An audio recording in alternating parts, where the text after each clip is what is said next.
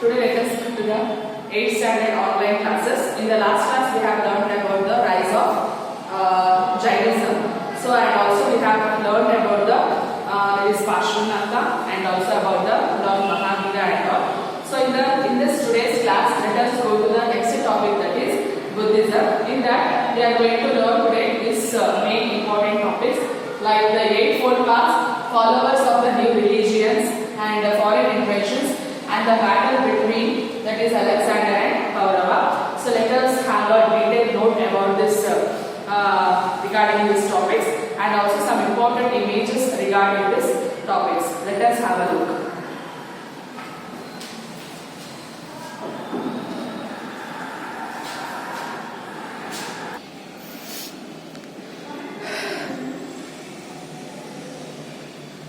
Siddhartha, who later became known as Gautama Buddha, was born in 6th century BCE. His father Shuddhodana was the king of the Republic of Shakya, renouncing kingly luxury and familial happiness.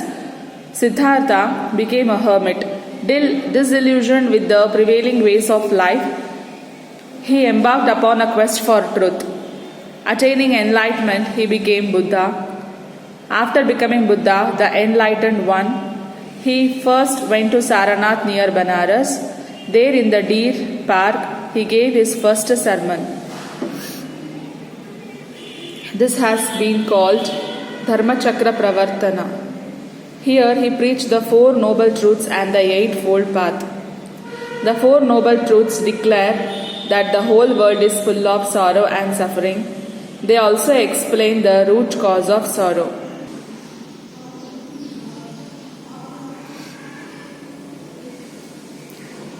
Buddha realized that desire was the root cause of sorrow.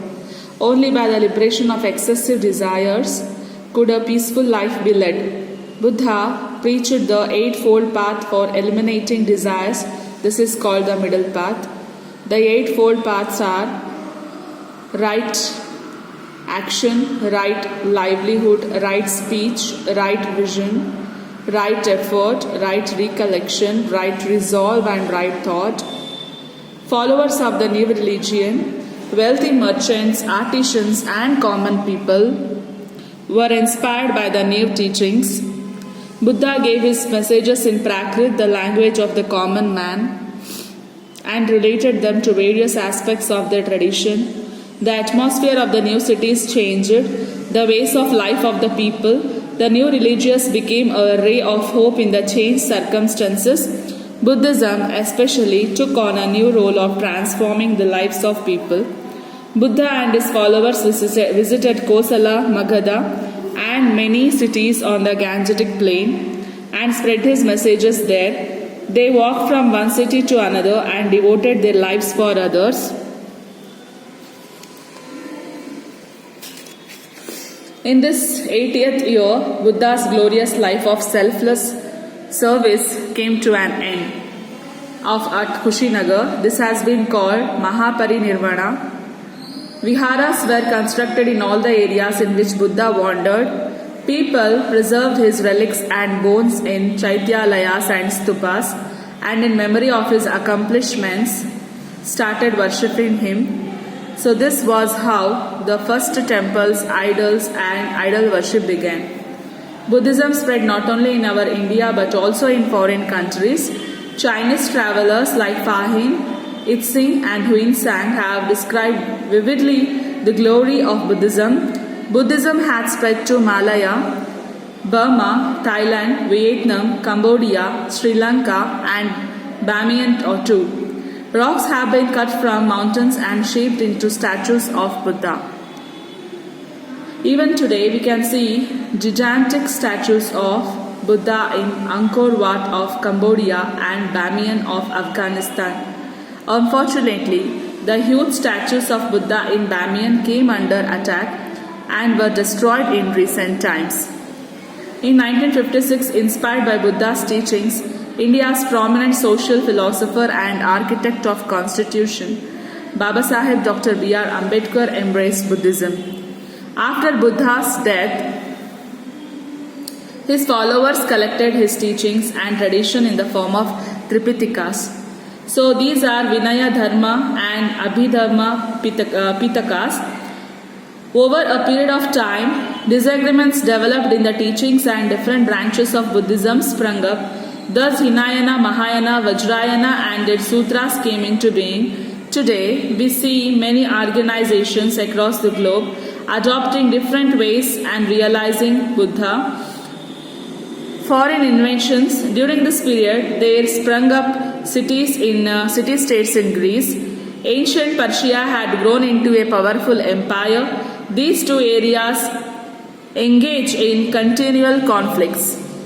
The Achaemenians were a group who ruled Persia. In 6th century BCE, King Darius of this dynasty established a strong empire. His kingdom extended up to the Indian border during his time. In 4th century BCE, the Macedonian king Alexander won over the Greek city-states and captured Persia.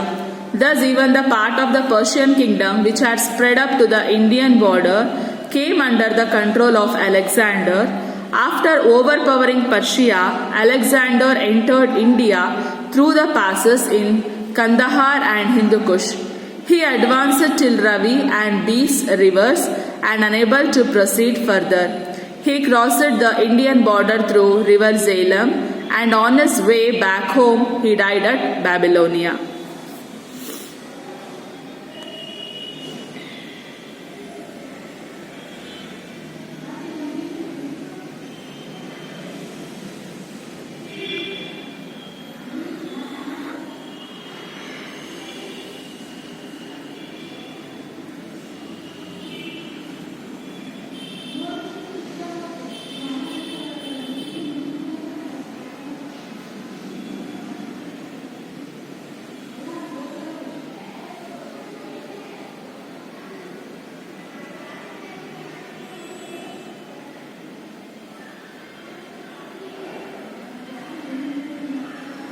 Alexander, the battle between Alexander and Paurava.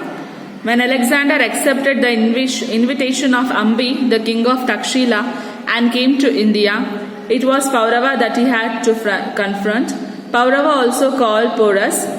So the two armies faced each other on the banks of the river Zalem, which was flooded and wild at that time. Alexander's army attacked Paurava, who had never accepted anyone to cross the swollen river. And when Alexander asked the captured Paurava how he desired to be treated, Paurava replied with pride and courage, as one king deserves to be treated by another.